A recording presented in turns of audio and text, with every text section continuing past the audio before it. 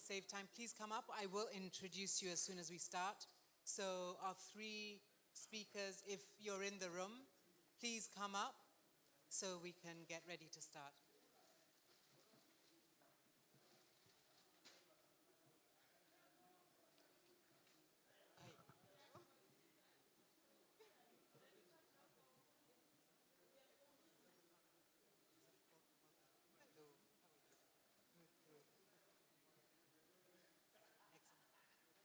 There's Oluwashola. There's another one. There's another Nigerian. In the middle. No. She's the first speaker.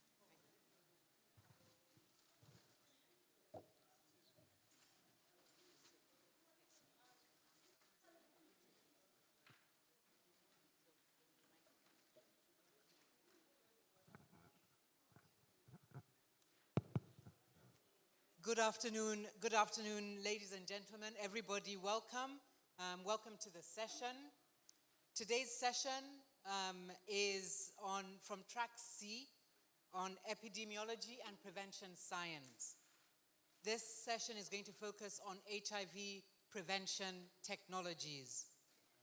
Today's presentations, in case you didn't catch it in the program, features 3 abstracts that were selected as the best abstracts in the epidemiology and prevention science track. So before we begin, please join me in giving a huge congratulatory round of applause to our presenters. The presentations today will explore critical and evolving approaches to HIV prevention and care with a focus on gender-responsive research, vaccine acceptability, and long-acting prevention options across African settings.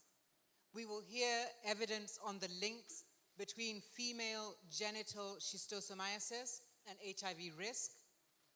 We will examine global and contextual factors influencing HIV vaccine acceptability.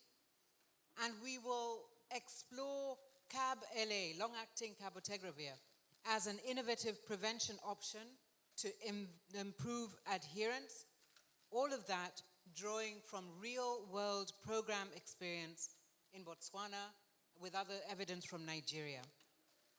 Together, these presentations highlight the importance of strategies focused on people and built on evidence to inform improvements in equity and fairness in access to HIV prevention and health outcomes. We look forward to the presentations and to thoughtful discussions and insights. So we will start with about 10 minutes from each presenter.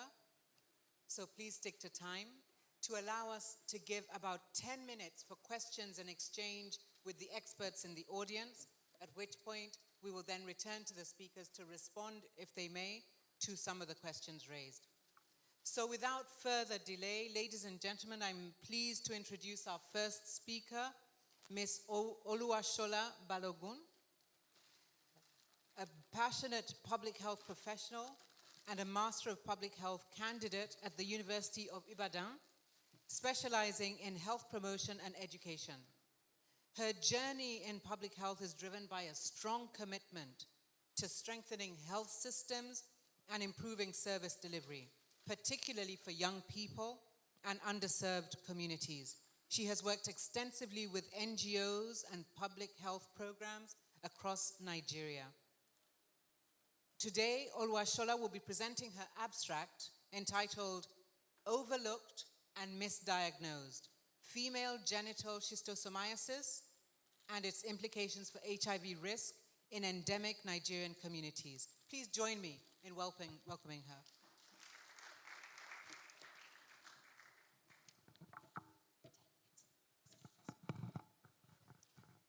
Good afternoon, everyone. Good afternoon. Okay, so I am Oluwashola Balogun, and I'm pleased to be here to present today to you a research that was carried out in Nigeria, and I hope that you like it. All right, thank you. Okay. So I'll be speaking on female genital schistosomiasis in relation to STIs and HIV, and I will be talking briefly on what female genital schistosomiasis is. It is a neglected manifestation of schistosomiasis hematobium, and the symptoms include vaginal discharge. It also includes postcoital bleeding, abdominal pain, and all of that. So why are we so bothered about female genital schistosomiasis? It is a hidden reproductive health crisis that is emerging. It is often excluded from national reproductive health programs, and it is misdiagnosed, which is the major reason this research was carried out, because it's often misdiagnosed for other STIs rather than it being female genital schistosomiasis. And when we neglect or misdiagnose FGS, it has so many issues that it causes, and that is the significance of the study. So the study assessed clinical awareness and diagnostics practices. It identified systemic barriers to FGS recognition and management. It recommends strategies to integrate FGS into policy and practice. The methods used was a qualitative study using in-depth interviews, that's IDI, and the participants in total were 12 health workers, nurses, midwives, and community health officers. The setting analysis, we used the thematic analysis. So key findings, let me not bore you with the details. 15% of the healthcare workers received formal training on female genital schistosomiasis, which is a very, very low percentage. 15 out of 100 is very low. So many of the healthcare facility workers said they've never received training on female genital schistosomiasis. Also, 70% misdiagnosed symptoms of STIs or cervical issues. 85% said FGS is not in training curricula. Okay, so discussions. Why are we focusing on this? FGS affects millions of women and girls in sub-Saharan Africa, yet it is rarely recognized in health systems. Many cases go undiagnosed because symptoms mimic other reproductive health conditions, just as I said earlier. The lack of awareness results in prolonged suffering, infertility, and increased vulnerability to HIV and cervical cancers. So the gap in training is a major issue that was highlighted. Then the stigma that comes with gender norms and all of that. Part of the risks is that it's mainly gendered because of the roles women play. Going to the streams to wash, going to the streams to bathe, and all of that. Most of the things that women do with water exposes them to the risks of female genital schistosomiasis. So the call to action. There is an urgent need for policy, action, training, and community sensitization. There is need for awareness, advocacies. When we talk about advocacy, we're talking about evidence-based advocacy. Social and traditional media also can be used to pass across information regarding FGS. Women's voices matter when we talk about FGS, and then multi-sectoral partners can come on board rather to talk about FGS and put an end to it, or at the best still minimize it to a great level. So recommendations, I've talked about that a little bit. So we need to integrate FGS into health curricula and diagnostics guidelines, improve diagnostics tools, and have it at the PHC levels, because that's where it is most needed since FGS mainly affects women in the rural areas. We also can launch a gender-sensitive community education at the community level. Thank you.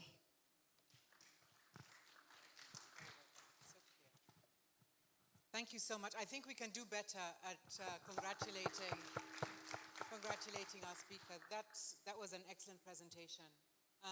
I'm very pleased to introduce our second speaker, Mr. Uzochukwu Chima. He is a graduate pharmacist from the University of Nigeria, Nsukka, and an emerging global health researcher with a strong interest in pharmacoeconomics, public health, and patient outcomes.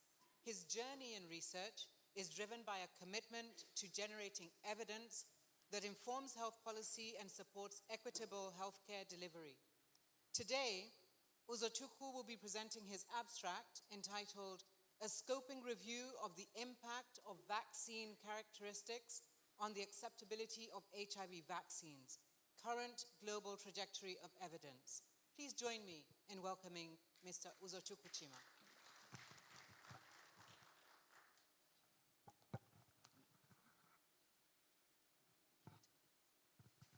Good afternoon, everyone. I'm before you to present my abstract on a scoping review of the impact of vaccine characteristics on the acceptability of HIV vaccines, the current global trajectory of evidence.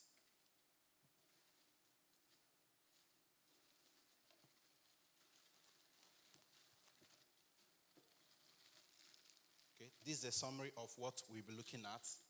The major questions we need to ask in terms of the development of HIV vaccine, which is a very important prevention technology in the fight against HIV, is how do the different characteristics of vaccines influence the acceptability of these HIV vaccines, pending when they will be rolled out. From our study, which we are going to see, we're able to see that efficacy has a very great impact on acceptability, including side effects, cost, and duration of protection. Why does it matter?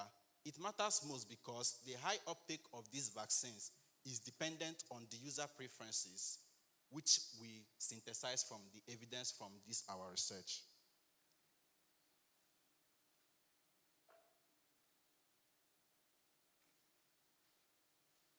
So, developing a safe and effective preventive HIV vaccine remains the most promising long-term strategy for controlling the global HIV/AIDS pandemic.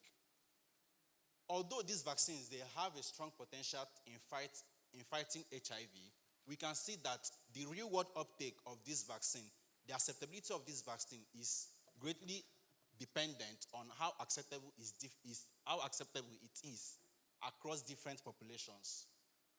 However, this acceptability may be strongly shaped by their characteristics, their individual characteristics, such as efficacy, side effects, cost, and dosing schedule.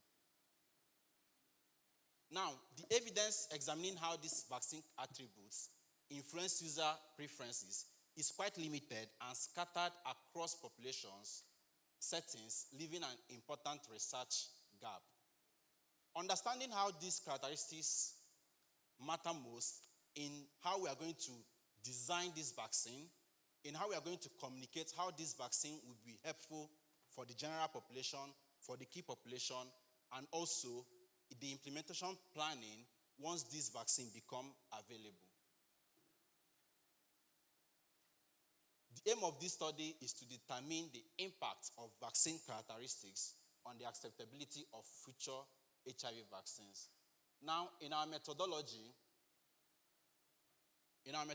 we use the Hanksy and Ocheli guideline of scoping review, and we're able to see that from our initial search, about 1,228 studies we collected from different databases, and through our inclusion criteria, which includes for the population, we looked at studies that examine both general population and also at-risk population, that's the key populations.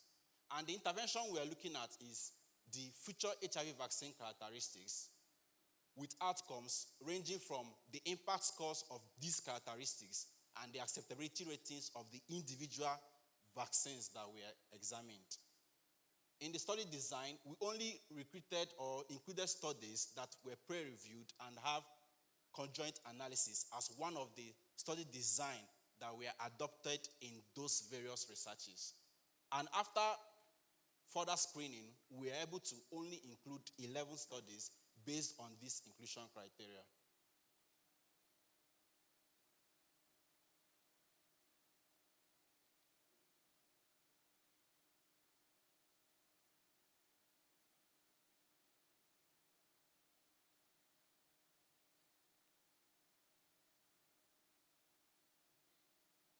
Please, next slide. Okay. Now, the key terminology we need to know about this study is that we included studies that adopted the conjoint analysis. This conjoint analysis, it helps us to understand how people make choices when multiple factors are involved. Now, we are not just looking at the general picture of will people accept HIV vaccine. No, we want to know if we bring in many factors such as efficacy at different levels, cost at different levels, side effects, whether mild or severe, and also the dosing schedule, whether it can shape how or it can distort their acceptability of these HIV vaccines.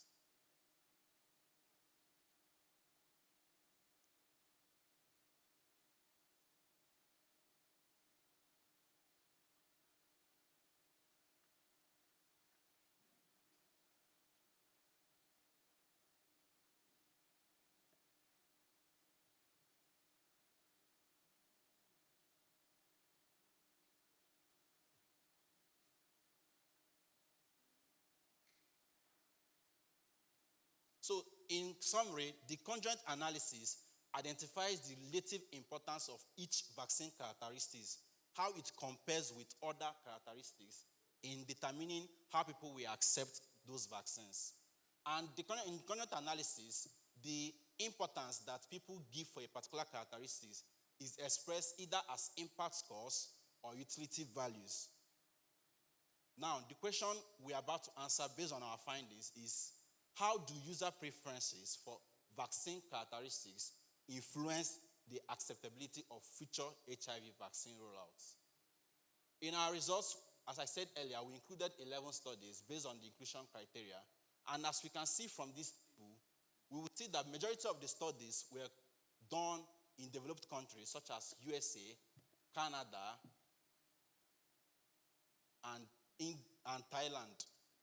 No study was found among underdeveloped countries in African countries, which actually presents us that there is a gap in terms of how we conduct our researches on how people will accept vaccines. Also, we can see that in the 11 studies that we included, that efficacy and cost were the most predominant HIV vaccine characteristics that were assessed across all the studies. Efficacy, in 11 of the studies, they were predominantly assessed. Duration of protection, only 7 studies. Side effects and safety, only 7 studies. Protection, number of doses, and route of administration, they were only assessed in 5 studies out of the 11. Then, in the impact ranking of these HIV vaccine characteristics, we can see that efficacy ranked first because it was the most impactful characteristics of HIV vaccine acceptability in 11 studies. The second one was cost, meaning that cost was the second ranking vaccine characteristics across all the studies, followed by side effects, duration of protection, number of doses, and route of administration. Now, the impact score ranges. For the efficacy, the score ranged from 15.9 to about 52.4. The type of vaccine ranges from 22.9 to 24.3, and so on. Now, also, in the studies, we also saw a particular pattern in how the various vaccine combinations were accepted. And we saw that for efficacy, the different combinations that were done, only vaccines that had efficacy levels of 80 to 90% were accepted. Duration of protection, only vaccines with longer years of protection, 10 years particularly, were mostly accepted by the participants.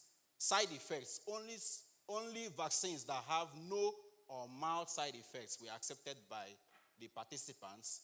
Only vaccines with single dose were accepted. And this brings a question of, we know that all these options here are what we can expect in an ideal situation. But in reality, this HIV vaccine that will be rolled out, particularly most of them might not really have these characteristics. And it brings a question of how we're able to communicate that even though that these vaccines don't have these attributes, that they also will help to fight against HIV. In our recommendations, we recommend that we should promote partially efficacious HIV vaccines, that a vaccine has an efficacy level less than 90-80% doesn't mean that it won't be able to solve the problem. So we need to promote partially efficacious HIV vaccine through community-driven campaigns, and then we should also see how we can subsidize this vaccine cost, because we saw from the study that only vaccines that were free of charge or that were around $50 cost, that were the most vaccines that were accepted by the participants. We should also prioritize vaccine access in high incidence regions and among key populations. As we can see from the study population of the studies that were included in this review, we're able to see that the studies were centered around mostly the key populations. So in rolling out any HIV vaccine, we should actually make sure that these vaccines are targeted at these particular key populations. In conclusion, from this review, we're able to see that efficacy is the most impactful characteristics influencing HIV vaccine acceptability. And we're able to see that it was only HIV vaccines with high efficacy levels that were quite impactful. Cost and side effects are also one attribute that we can also look at when designing such studies. I would like to thank my investigators in this study and also the person-centered HIV research team who were able to help me in conducting this research. Thank you.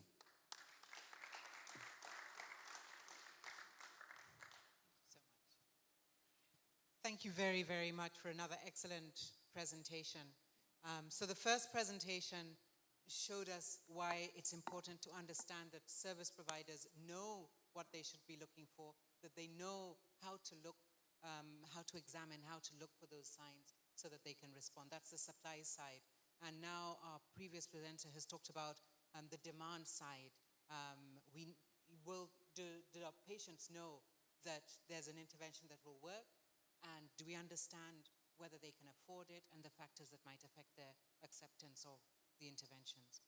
From evidence from West Africa, we're going to turn south, and I'm pleased to introduce our final speaker, Mrs. Tshwetso Yanzi. Please stand.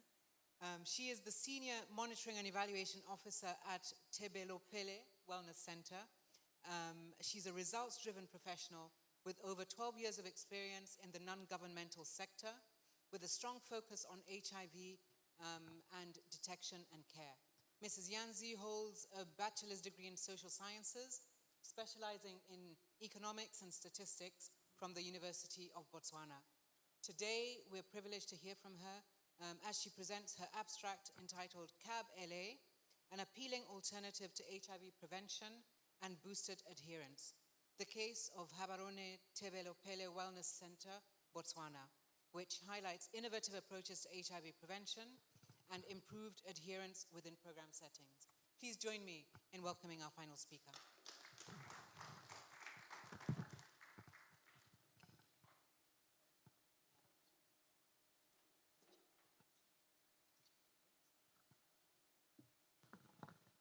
Good afternoon. Good afternoon, ladies and gentlemen. Like I've already been introduced, I'm Tshwetso Yanzi from Botswana, and I'll be presenting the results from our first month of introduction of the new technology PrEP which is the long-acting cabotegravir. Unfortunately, I don't know how to use it. Okay, no, I found it. All right, our background is that globally we are seeing a surge in new HIV infections, as we are having estimation of 1.2 million infections in 2025. And we are seeing that in sub-Saharan Africa, which is where I come from, we are having the AGYWs, or the adolescent girls and young women, that are having 3 times higher incidence of HIV compared to their male counterparts.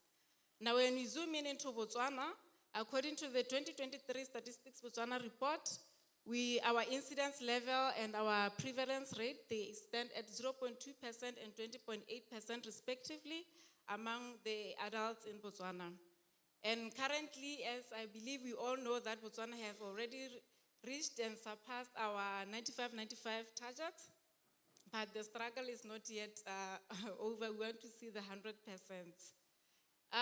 When now we zoom in into the topic of interest of today, which is PrEP, we started offering PrEP in Botswana in 2018, and our center, which is Gaborone Tebelopele TWC, I'll be talking about it and denoting it as GTWC just to shorten it. We started offering oral PrEP in 2018, and our center has been the hub of piloting or just starting the new innovations that are brought forward by the government. And with regards to KBLA, which is the topic of today, we started implementing it in 2025, this year in April. So just to give background on where we started with KBLA, we started with the trainings in 2024 for the master trainers, those who will be training. And the first group of implementation from TWC, which is our non-profit making clinic where we come from, we started the trainings in January 2025, and we saw the first clients now in April 2025. So we were looking at the ability for clients to switch between options now that there is a new option on the ground, and we are now looking at how that increase in the PrEP options is going to affect our adherence as well as the access to PrEP for all the populations that are at risk. So zooming into Botswana, for this study, we looked at all the clients that were accessing services at our Gaborone Tebelopele Wellness Centre in the period 23rd April to 23rd May 2025. So what I'll be presenting to you today will be the preliminary results of the period that I've already stated. We had enrolled 129 participants, and the inclusion criteria included all adults HIV negative individuals, except the pregnant women, because currently we are not enrolling anyone who is pregnant on KBLA, cabotegravir, I'll call it that. And we assessed the risk, and we ensured that there are no symptoms of acute HIV infection, and all our clients, their creatinine clearance is more than 60. So with regards to the methods that we used descriptive statistics that we cross-tabulated, KBLA, against gender, age, and population groups, because the data shows us that there's a particular age group as well as certain populations that the incidence rate is higher compared to others. We also fitted a regression model, taking KBLA as a binary action, as a binary dependent variable, and the other population and gender as well as population as predictors. And we use the odds ratio to analyze our results. This is just what I just alluded to in summary. So now the results, we saw that more male, they opted for KBLA, meaning that they were employed with 2 options to choose between the oral and then the injectable. But we are seeing that more uptake was among the male counterparts as compared to the females. And then when we come down to the particular population group, we have disaggregated our populations into the adolescent girls and young women, which in our country, the incidence level is very high of HIV. And then the key populations, the same trends applies to them. And then the general population. So we are seeing that in terms of option, our adolescent girls and young women, followed by the key populations, they opted for PrEP as the option that they would take for compared to the oral one. And then when it comes to age, we are seeing that the age groups of 35 to 40, they really opted for PrEP compared to other age groups. Now, this is just a summary in percentages of the table, the descriptive table that I just showed in the previous slide. And then when we go deeper into our results, now we were looking at the statistical significance of our results. And we are seeing that with regards to the key population group, the odds ratio were lower in terms of switching to PrEP compared to the general population. And then that individuals that are aged 25 to 29, they are more likely to switch to Kebele compared to those that are 65 plus. And that there's a confidence interval is at 95%, that the true odds ratios as the method that we used lies between the KP and the age group of 25 to 29.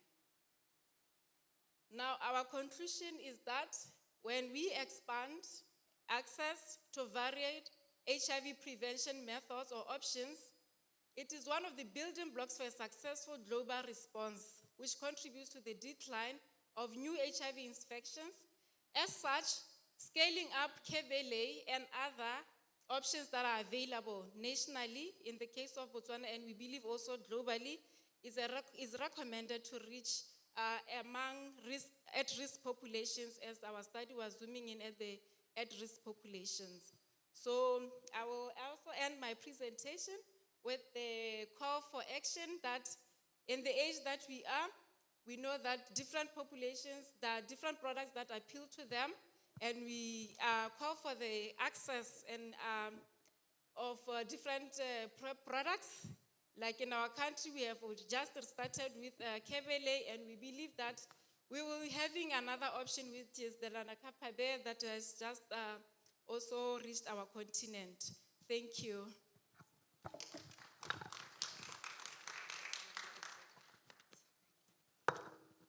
Thank you so much. Let's give another round of applause to all our speakers. Excellent presentations. Thank you. We now have just under 15 minutes for discussion with our speakers. So I'd like to invite everyone, please. I already see one hand. Please indicate, because we'll have time for maybe 3 questions and then give the speakers the floor to try and answer. So please, one mic over there. Any other speakers? Any other questions in the middle? In the middle? On the side? No, okay. Please go ahead. Yeah, thanks a lot, presenters, for that presentation. My name is Dr. Pokoro Evezi. I work with the Institute of Human Biology Nigeria. So let me start with the last presenter.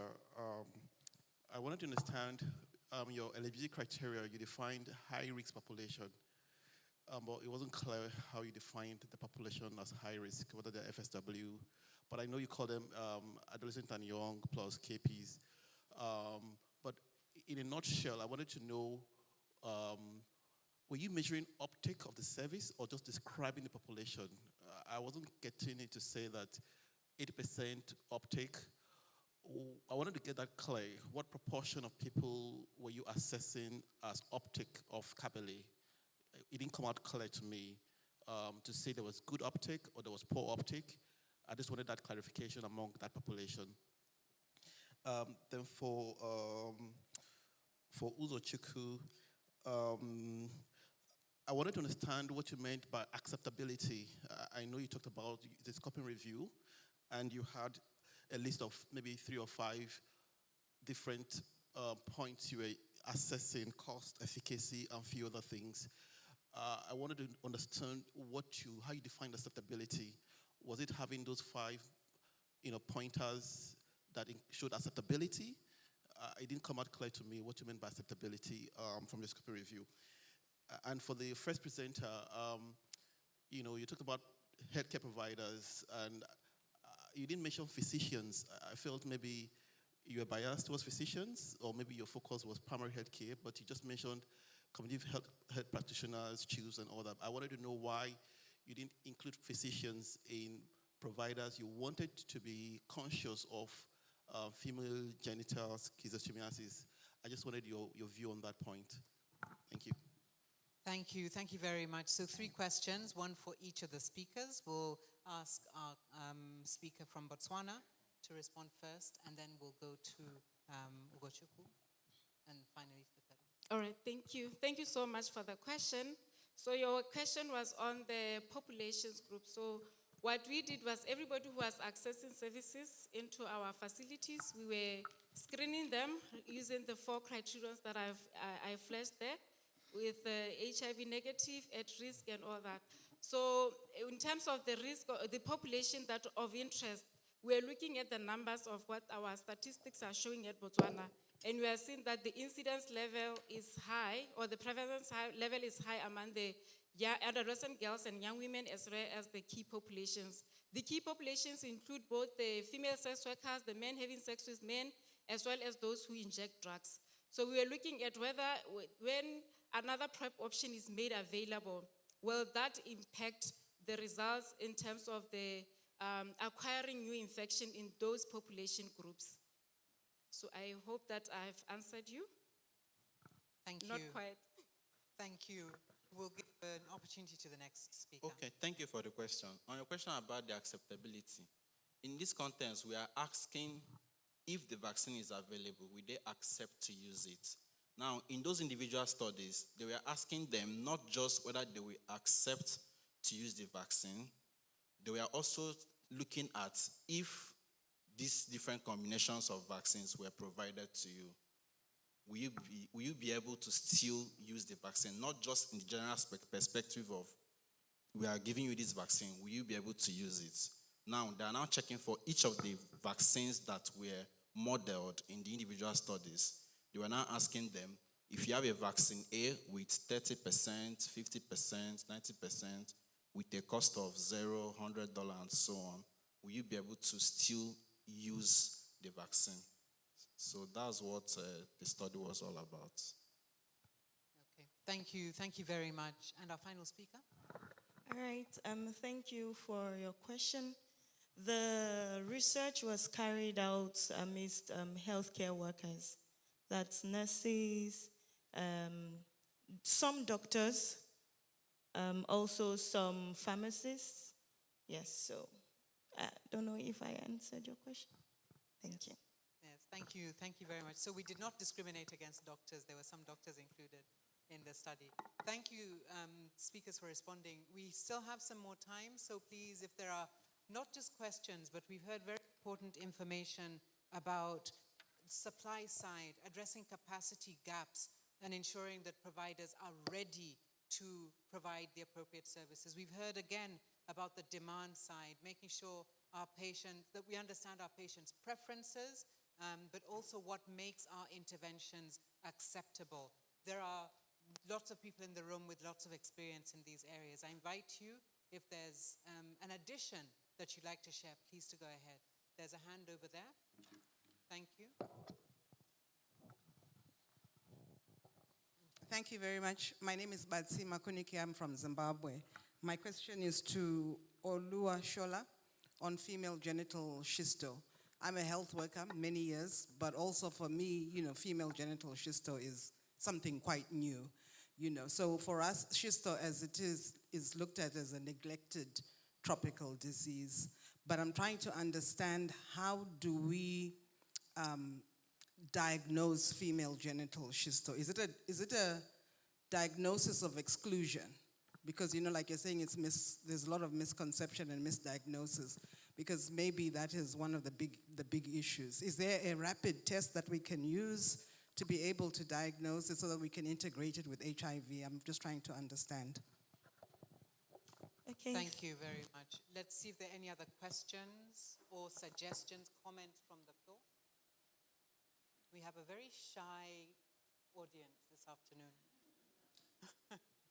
Okay, please, go ahead. Okay. Thank you very much, ma'am, for your question.